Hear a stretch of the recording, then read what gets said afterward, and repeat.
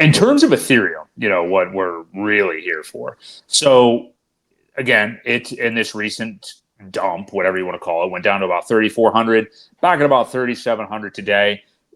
And it's continued to its ratio against BTC is still trash, but it has continued to start to show some strength that it is bottoming out of this range that has been so low against Bitcoin for a year now. I mean, it's been a calendar year since that really went down. So the dips are getting fewer and farther between, and its strength against BTC is starting to look good. I mean, even on the days when they're both going down, the other day when there was a dip, I noticed that ETH was down about the same amount that BTC was for a 24-hour period. And then whenever they start to go up, you'll see ETH up 4 or 5%, Bitcoin up 1.5% or something. Yep. So these are intraday moves. It's nothing to totally freak out over, but you are incrementally seeing that. So I'm interested in what you have to say. I'll set up too what we talked about right before we got on air. Because we've talked about Ethereum and the fact that it did, if you remember, I mean, actually, how many people here in the chat were really in crypto? How many people in this whole stream involved right now, other than really you, Ewok, were full-blown, nipple-pegged, in this bull market in 2017? I mean, I don't think a lot of people can say that. I owned some BTC, but I was moving into like betting websites or some shit, like an idiot. But yeah, so we had Ethereum top out January of 2018, the year after the big bull market year. We were talking before the show because I wanted some copium the other day, and I was looking up, okay, what was Ethereum doing in 2017 in August? It ranged, as we talked before the show, a low of $200 basically to a high of about $390. An average price, we'll say, I don't know, $300 or so for Ethereum in August of 2017, where we're at right now. Ethereum ends up topping out in that cycle January of the following year, 2018, at what you said, 1,400-ish or so. Yep, topped out at 1,420. So that was the high. The monthly close, I believe, in January was still at 1,100. So either way, in that range, $1,000 to $1,400. So we can safely say that Ethereum, average price-wise, did at least about a 4, maybe 5x from August to January, that 5-month period or so, 2017 into 2018. If we saw that now, which I'm not saying that we will or that it's likely, we're 2 more cycles ahead and Ethereum is not what Ethereum was then, but no, it's much more. well, yeah, but I guess I'm saying like the gains are usually going to diminish, I guess was my point. But see, here's my 2 factors. So if Ethereum would perform the same way that it did 2017 and 2018, we would be looking at almost like about 15K in January of 2026 if we saw that kind of thing repeated. My question to you, Ewok, is, because here's the 2 scenarios. I'm thinking maybe there's a likelihood of that happening, even though it's in its 3rd cycle now, because it's never pumped this cycle. We have not seen a new Ethereum all-time high yet. So are we just going to be delayed? Or am I wrong? We won't see that kind of a move again because it is its 3rd cycle and we just can't go up that high. Yeah, any way you want to attack that, and just the possibility of topping out in January too. Well, okay. So let's compare what Bitcoin did last cycle, right? Topped out at about 70,000. That's about a 3x from the cycle before, the one we're talking about. It had gone to 20,000, and it did a 3x, and now we're looking at it possibly doing another 3x, around 210, maybe a little bit more, 3 point whatever. So I don't really think it's that unlikely for Ethereum, which has a much lower market cap, which has a lot more potential use case anyway, as far as blockchain technology goes and onboarding new customers. No one's going to build on Bitcoin, right? Your JP Morgans, all those other guys that want to create these stable coins are not going to build on Bitcoin. It's going to increase the Ethereum network. So I do see another, similar gain out of Ethereum this cycle. I don't think it's that unrealistic to see, it do. Now you said, okay, so if we go August 17th, like I said, the low or the opening was 202. And from there it went to 1,400. So you're looking at almost a 7x.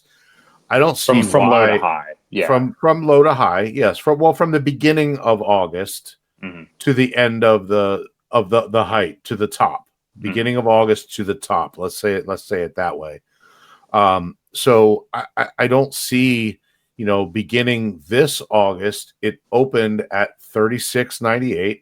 I don't see why it can't do a 4 or 5x again. Yes, you're going to get a little bit lower each cycle. The last cycle, hell, I remember we were at $80. And I remember specifically when Hex launched in December of 2019, Ethereum was only $80 at one point, because we could buy Ethereum pretty low, put it in the adoption amplifier, and move it over that way. So that one went up to almost $5,000. So it did well over a 5x that time. It did a 7x, a 5x. Why can't we do 4 at least, if not 5 again? So I think it's totally still on the table. That if you do a 5x from here, you're looking at almost $20,000, 18, 20. And that's kind of in the realm of where I've talked that it could possibly top. If you're going to be a little conservative and you go 15 to 17, maybe. I still think people will be quite happy with that, don't you?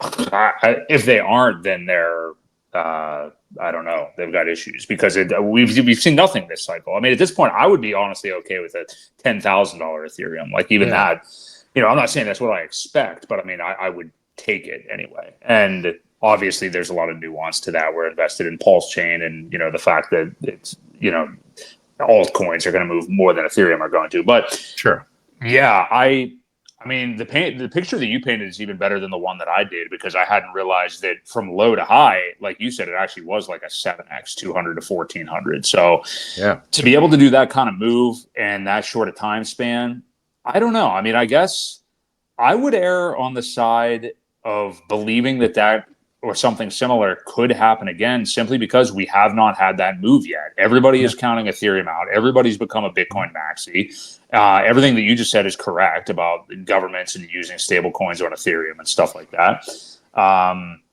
It's just never made its move. And the amount of people out there that are considering themselves these expert, traders and all in on Bitcoin and, pay for my trading service or whatever. I mean, the biggest counter move is Ethereum right now. Like, the biggest move again. All you're doing is a confirmation trade by continuing to be all in on BTC at this point. It just baffles me. Yep. Yeah.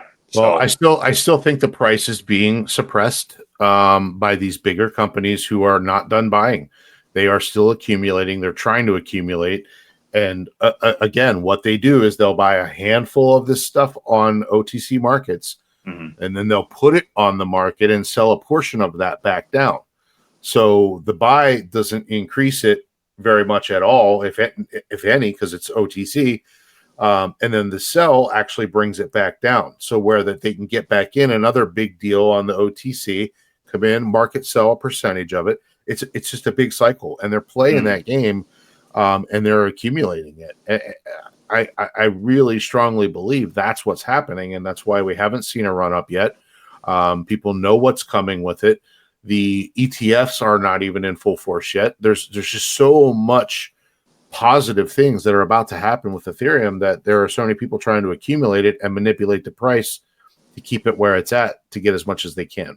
That's what I believe is really going on.